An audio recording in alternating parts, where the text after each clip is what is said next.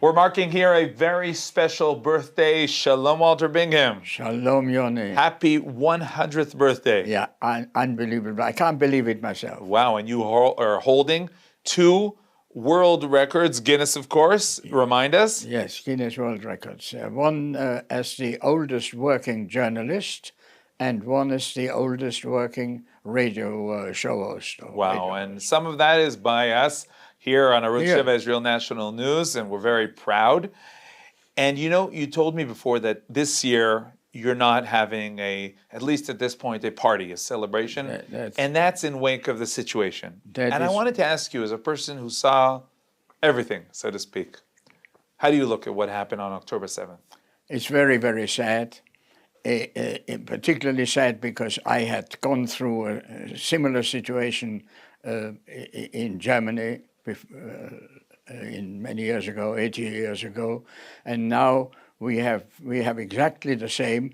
It's the Hamas have learned from the Nazis. Wow. They're doing what they've learned from them. It's a very, very sad and depressing that one has to live through that again. Now, there's a debate regarding really the comparison between the Holocaust and October 7th.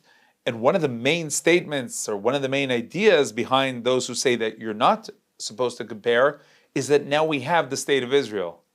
Well, of course. The difference really is that the Germans were hiding what they were doing.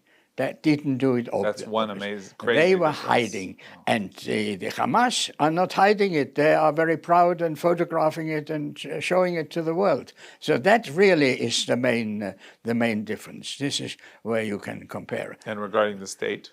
And the state, of course. Look, I used to write and say for a long time, for years, we are living now in the period equivalent to the 1930s.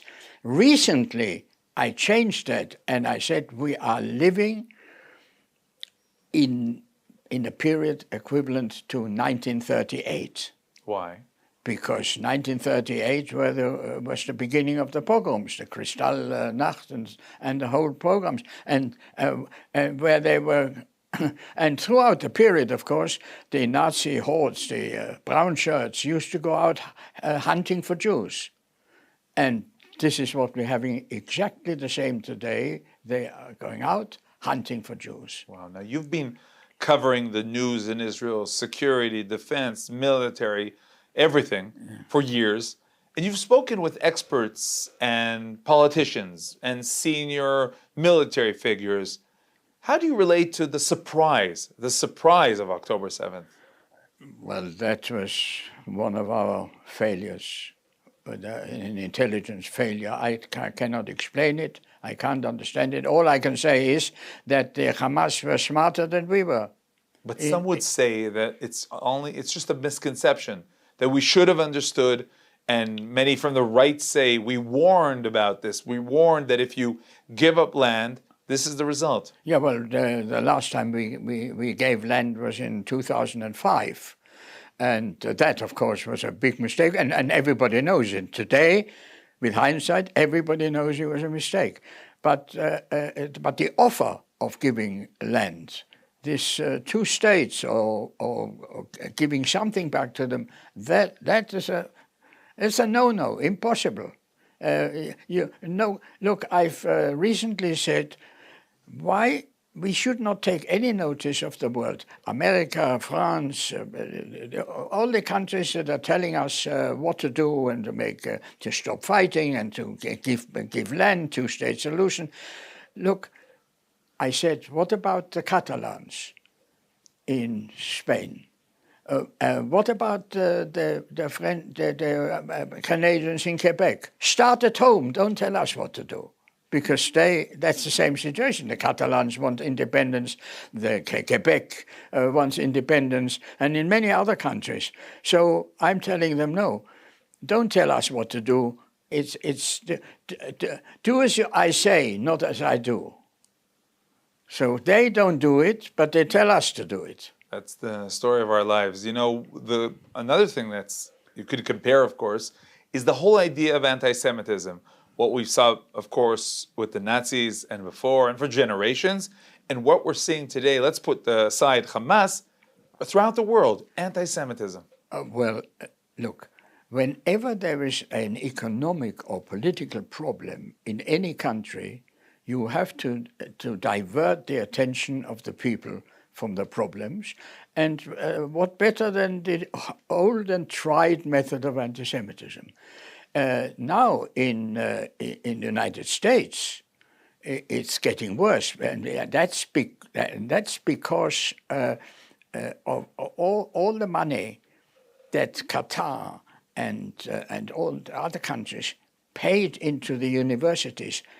I have heard only recently $13 billion were paid to the various high-class universities in America, obviously to influence their teaching, and they've done it.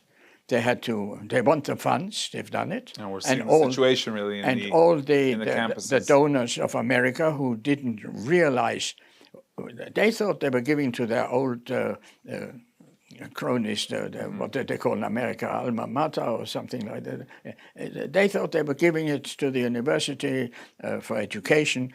They didn't realize what was going on. Now they're woken up, and some of them have stopped giving. That's in terms of America, or what we're seeing in Europe, and even in Britain, radical Islam, we hear the chants of Allah Akbar, even in the streets, even in Oxford Street nowadays. Yes, we're seeing booths, promoting Islam, radical Islam.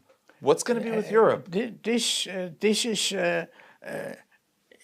they're like lemmings. They're following each other. They're ignorant. I was hoping when I'm in London in a short while, maybe to go to one of their demonstrations, the pro-Palestinian demonstrations, and pick out somebody young and say, look, I'm not a crank, but I would like to invite you for a cup of coffee. Come to the coffee shop with me, and I would want to ask them to tell me what they know, and I know they know nothing. Then they know nothing. It's because every news bulletin in the world is leading with the poor Palestinian children. The children, that's the big deal. Well, of course, not surprising that among the victims of our bombing are children, because 50% in Gaza are children. And one more thing, they count 17 and 18-year-olds also as children, and they're exactly the terrorists, the young terrorists. But they count them as children. But maybe you, especially, you've seen things throughout generations, can just tell me, Yoni, anti-Semitism will be there no matter what. There's no one to convince. There's no one to tell facts. Anti-Semitism is a given. We have the state of Israel. It is a given, and it will always be there, but it will never come to the crescendo. It will never come to a final solution, because, Baruch Hashem, we have the state of Israel, and I believe in the state of Israel, and I believe in our strength and in our ability, regardless who is in the government, because everyone in the government, whether it is the left or the right, wants the state to survive.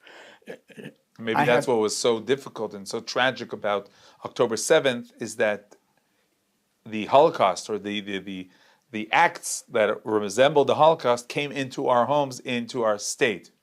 Well, I have no doubt that it was the hand of God that played a part here, and I tell you what it was.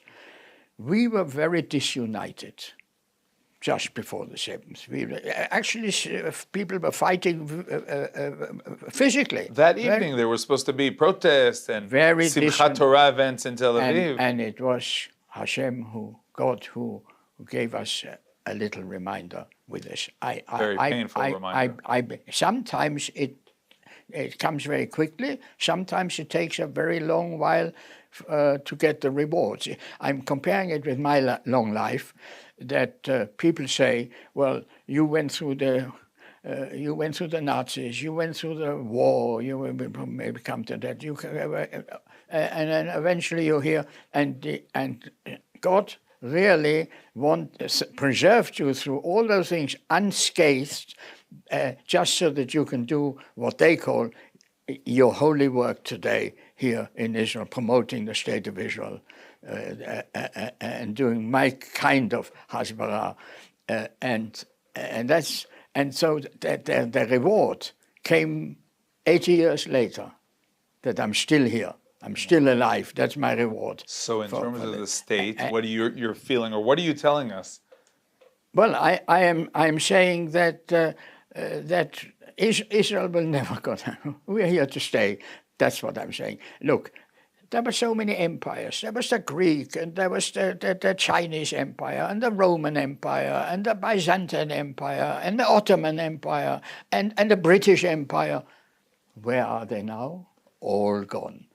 We are here, and we'll always be here because we have the best general in the world, and we really have someone who is guiding the hands of our politicians, and even the politicians who wanted to give away most of the land some years ago, it didn't work. God stopped the other side from accepting it. They didn't accept. We wanted to give, and they didn't accept it. That's all the hand of God. Wow, so that's on the public level, as you're marking this birthday. On a personal level, tell us about your feelings, the way you look back at things. First of all, I don't feel any difference. On a good day, I feel like 40. On a bad day, like 50. And today is a good day. So I don't feel my age. It's very difficult, in fact, when you have all your faculties and you know that you are in that part of your life where it has to end sometime, on the one hand. On the other hand, I feel young.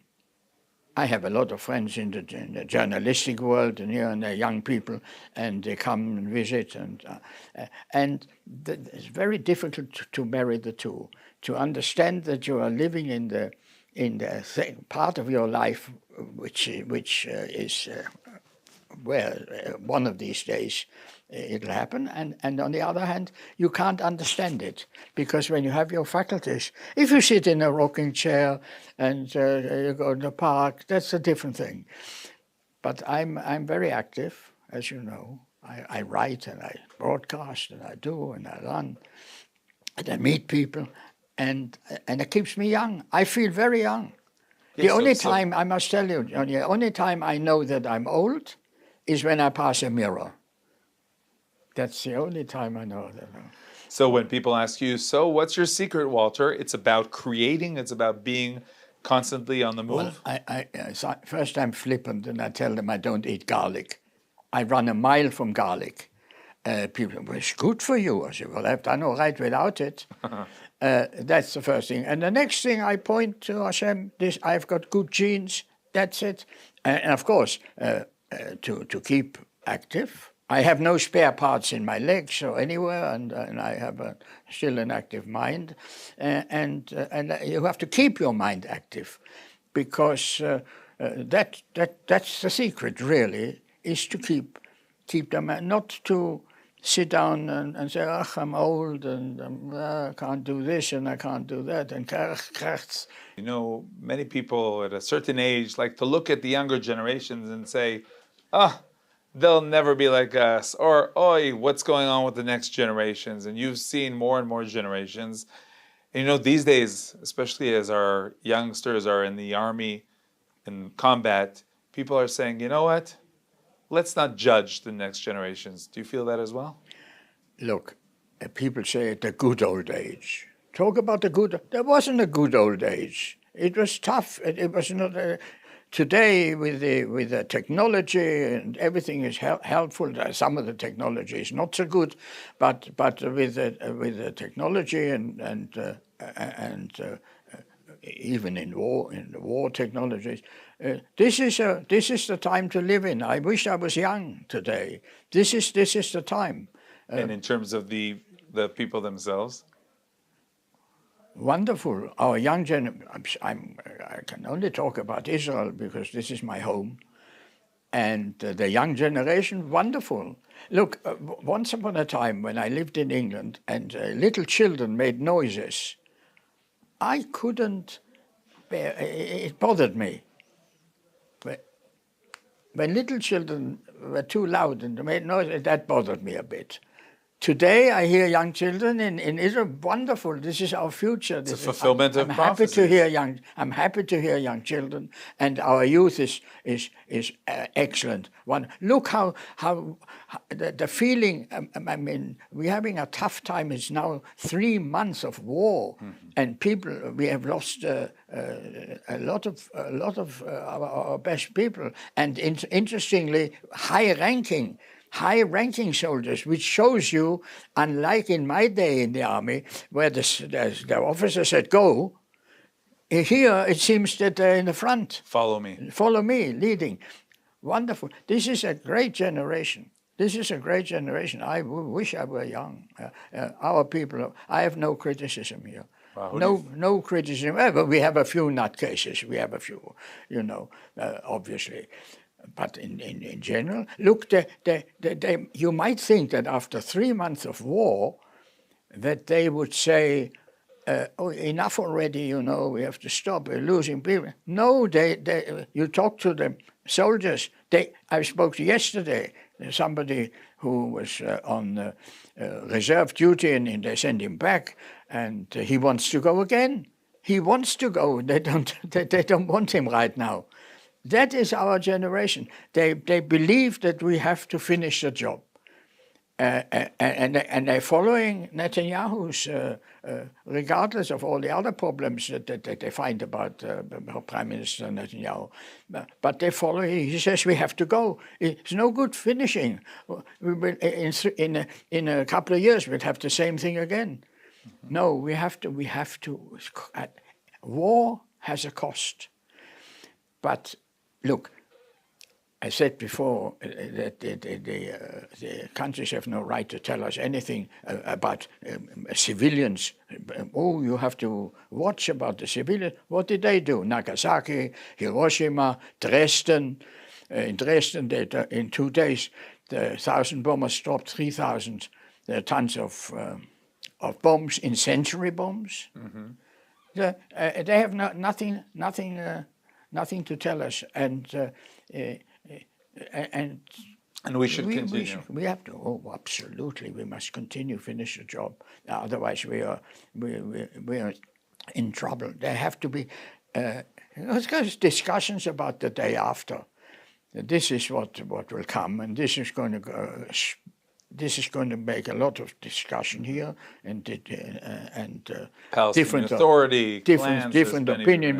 We certainly do not want the Palestinian Authority, because you can't exchange one terror organization for another. The PA are the people who pay to slay, who pay if you kill a Jew, they pay them and give them a pension and the family. So we don't want that.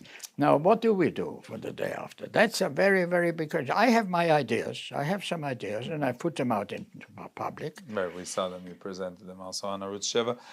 I wanted to ask you, Walter, to complete our interview, what's next? What are the things that you want to do? Look, I used to have a hobby flying planes. And you know that I once flew a solo, quite a sophisticated plane from London to Israel and back again. And I was still flying until 5 years ago. I got my license. My eyesight is now not as good as it was, so I couldn't have the license. But I had to change to a more benign sport now. Okay. And what is it? Skydiving.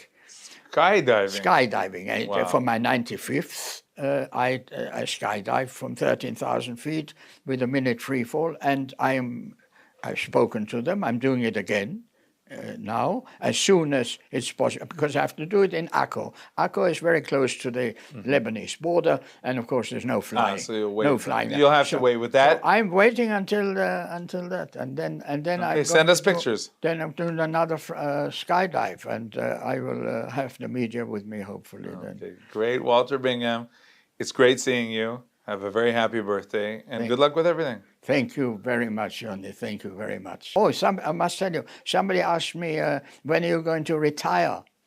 And I said, well, I don't know. I have to look that up in a dictionary, what it means.